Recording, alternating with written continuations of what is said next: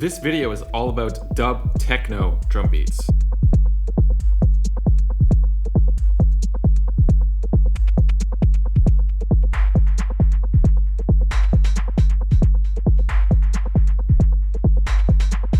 I've been doing the techno-inspired thing for a while now. The stuff that I put out is it's not like strict techno though. It's a little bit more out of the box. So to rephrase that, I've been doing the thing at 135 BPM for a while now.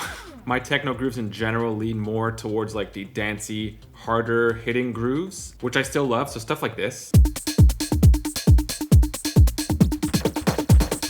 But I wanted to step outside of this zone and get into something that I've been listening to quite a bit recently, dub techno. From what I've heard, a lot of dub techno stuff is just a lot simpler than other types of techno. Lots of low-end kick that drives the groove, but nothing that hits too hard. But the high end is a little softer and maybe a bit more intricate. There's more textures going on in the high end. So on the surface, it definitely seems like a less is more approach. But in many cases, behind that driving kick, there's a lot of parameter play, especially with something like the Digitakt on the high end. So obviously having a very precise sequencer like the Digitakt has is really useful for this sort of genre. I cover the Digitakt a lot. It's still one of my favorite drum machines, drum computers, whatever you want to call it. I've got the Walrus Audio M1 up top here. This is a high fidelity modulation machine. So it says high fidelity, but this is definitely, in my mind, the lo-fi modulation pedal, at least the one that I know of. This is a great pedal. Once we're finished coming up with the groove on the Digitakt, we'll run that through the M1 for a level up of dub techno. We'll see how it reacts. There's definitely a few settings in here that I've sort of got dialed in that I think will work on dub techno drums. But you know the deal. Before getting into this, let me explain a few ways that you could help support this channel. This line of work is in big part supported by you guys, so if you are interested in any of the gear in this video, please consider using the affiliate link in the description. I would make a small commission from that sale. It doesn't cost you anything extra, so that's really helpful. And also this video is sponsored by DistroKid, so if you're looking to officially, independently release your music to all major streaming platforms, go with DistroKid. We'll be getting into reasons why later in this video, and also if you do end up going with DistroKid, use the discount in the description of this video. That also helps my channel a lot if you use that link. The first step is to have proper samples for the genre that you're working with. So I'm someone who creates loops, but at this point I haven't really been producing or creating my own one-shot samples. So what I did is I went to splice.com, downloaded a bunch of dub techno samples and dropped those into the Digitakt. Here are some of them. One-shot samples, especially recently because of just how accessible they are a really important part of creating a specific genre of music. Like there's a sound to those drums. There's a big difference between hip hop drums and dub techno drums. Like it's just a completely different thing. Of course, there are no rules. So if you hear a hip hop drum sample on a dub techno groove, then just go with it. But these are just guidelines that you might want to go with if you're exploring a specific genre of music. And samples from any genre pretty much have become so easy and affordable to find. So I suggest that that's something you do. So let's create a beat from scratch. I've got my kick groove. Just gonna throw in a 4 on the floor. We are currently at 135 BPM. There's a little bit of that tick, even a slight bit of tick at the top of that kick drum. I'm gonna take that out because I feel like that's sort of a dub techno thing, a really low passed kick drum that almost sounds like it's underwater. I also want some like subtle off note, gut punchy sort of kicks. So we're gonna add some in here. Let's say, say right here. So for this one, I'm gonna drag that filter way down.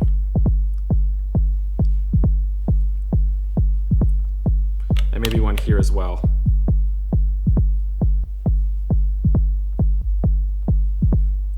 And for this one, I'm actually gonna change the note a bit. So I've got my trig here. These are all C's. I'm gonna bring this one specifically down to a G.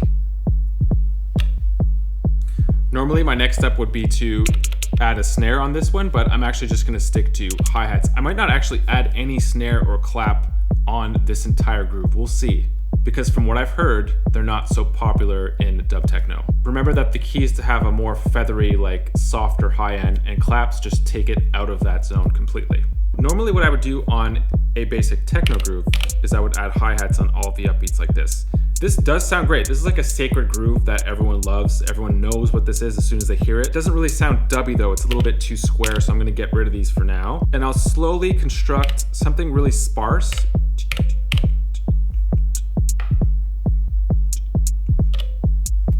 Maybe even just that is fine.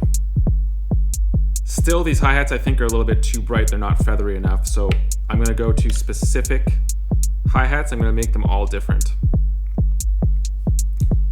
So I'm playing with the low pass.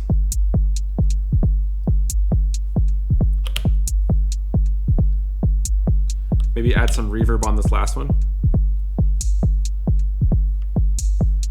And this one I'm gonna add tons of delay. Darken this even more. And I could even pan these differently if I want. So let's say this last one, I'll throw this onto the right. We could even bit crush that last one. Yeah. Next, I'll add like a 16th note pattern here at the beginning. But I'll make it more of a build. So let's say filter on this one.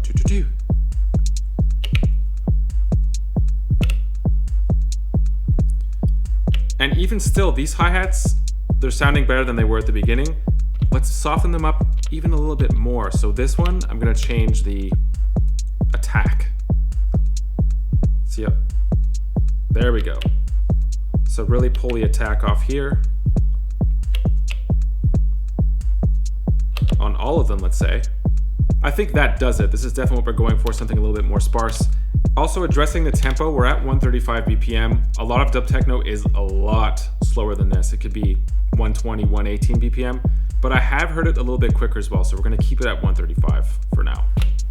Another thing I'd like to address or just give you tips on is suggestions on which beats to accent or not accent. So far I'm finding dub techno could be a little bit tricky rhythmically if you're going for more of this sparse thing. Like if you add too much, and I have a tendency to do this, it's very easy to land this sort of like Afro, funky techno sort of vibe. Like there's a lot of rhythms going on at the same time.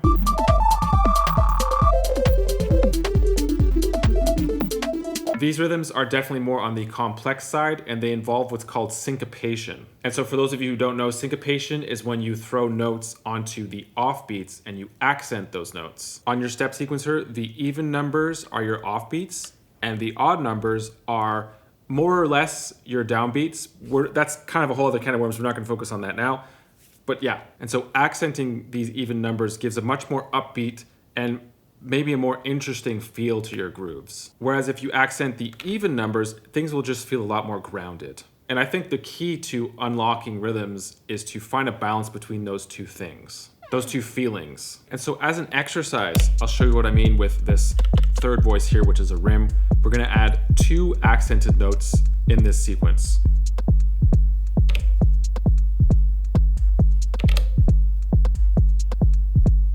I'd still like them to be like softer.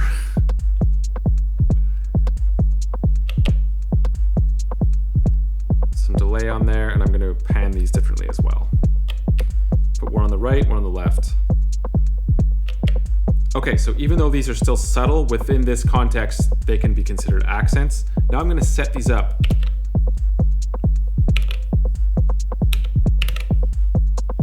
So now this is an accented note. I'm going to unaccent it.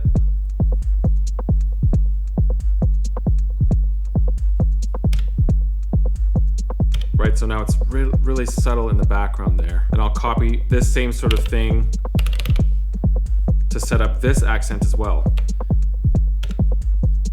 And so there's so many ways that we could make a note unaccented, right? We could make it a lot shorter. We could pull down the filter like what I've been doing. A combination of those two things. So let's do that here as well. A felt but not heard sort of thing. Because you could barely hear these notes, but they're there and they're adding something to the groove, which is really interesting in my opinion. So that's the exercise, but again, I'm actually going to pull down those accents even more, take the attack off of those just for the context of this groove. We are dealing with dub techno, so I'm gonna add even more delay onto this note as well. There's a ton of delay in dub techno if you didn't already know that. We could also vary this groove a little bit by adding some note probability here. But actually, you know what? We'll do that on the next voice, on this sort of ticky hi-hat we've got here. Right away, I'm going to soften it up, bring down the filter on it, maybe even tune it a bit lower, and really shorten it. Literally something like that. Rhythmically, there's already a lot going on in this groove, so I'm just going to add maybe 2 notes at the end here. I'm going to delay them like crazy.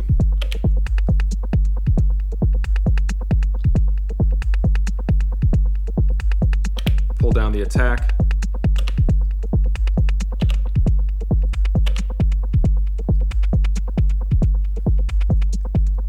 And I'm actually making sure to choose 1 out of every 2 times because that way it's more consistent as opposed to 50%.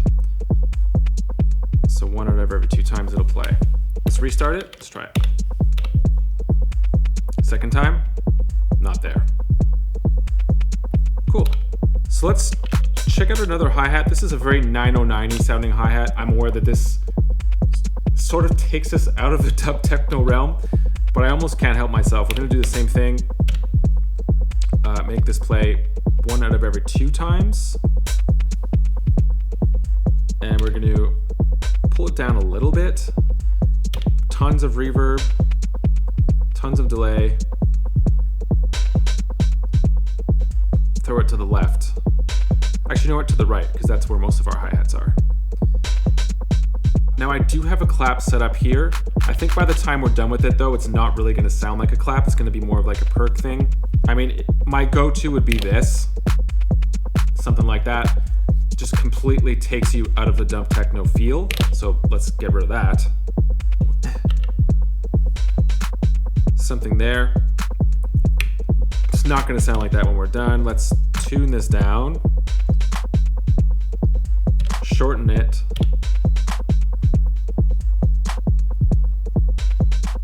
Really soften it up. Something like that. Reverb. And we'll bring this to the left to counter what's happening on that 909 hi-hat. Again, filter. Maybe play around with bit reduction. Oh boy. That's actually kind of cool. Bring that way down. Nice. Ooh. I liked how that's reacting when you change the attack. Interesting. Here it's more of a reverse thing. Kind of cool. Ooh, this is a new discovery. There could be room for a little bit more with this clap. Copy. Maybe double the hi-hat. But we're gonna change the quality of this clap here. There we go. I admit, this might be too much. I have a tendency to get really rhythmic with my grooves. The answer might be, you know, just, let's say, these first 3 voices. Like, this could be it for a dub techno groove. But in this case, if you wanted to get a bit more rhythmic,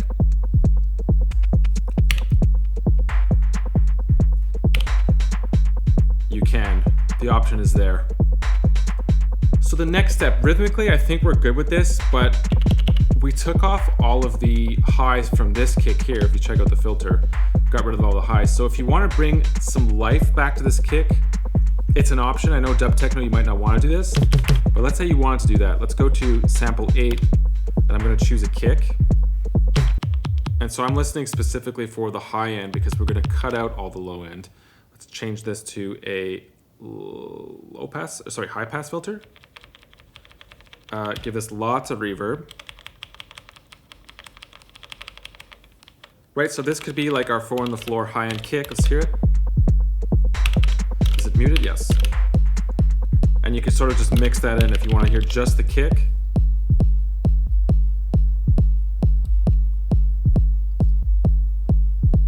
So without, with. Here's with lots of it, so it's very clicky. And of course, you could just go through different textures.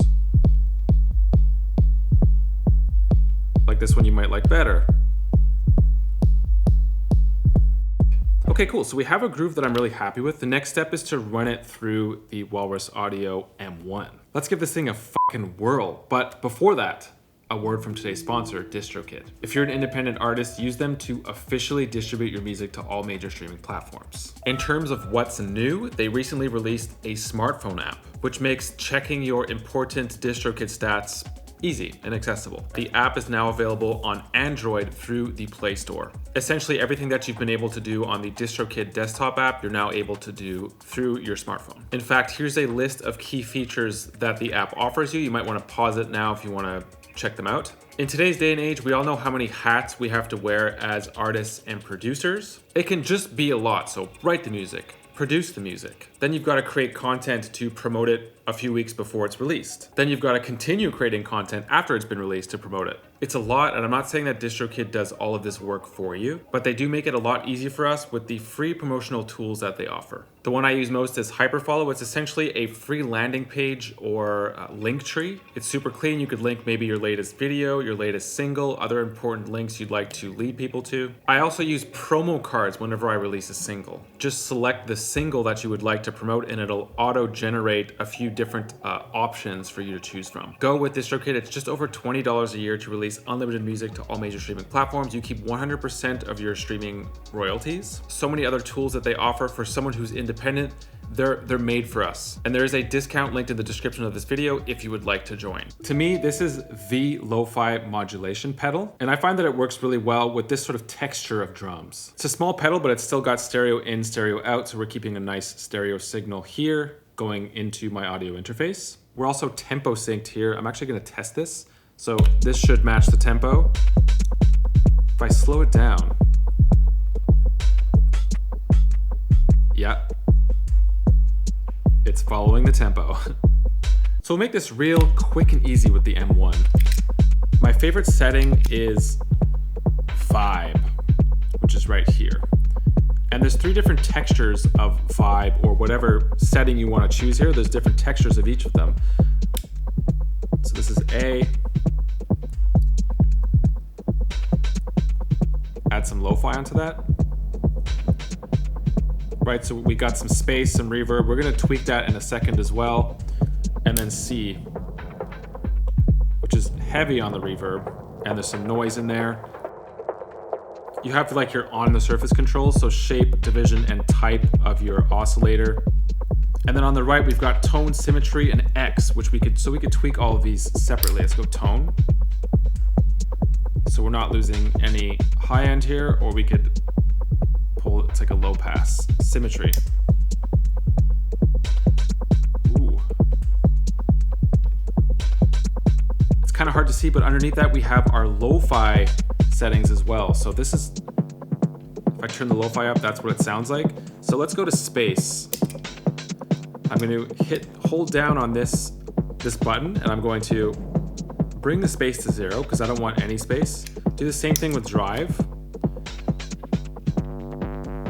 Tons of drive, bring it down. And then it's the same thing on the right side. This is another lo-fi setting. Obviously I wouldn't mix this much of it in there. Maybe something like that.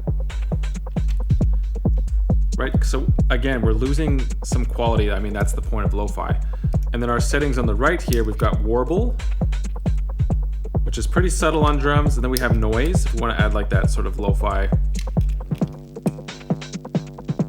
quality. And then there's age.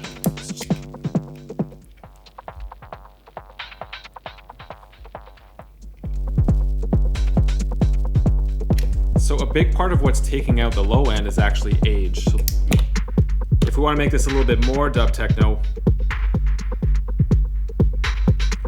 bring it down to 127, and I'll get rid of that clap too.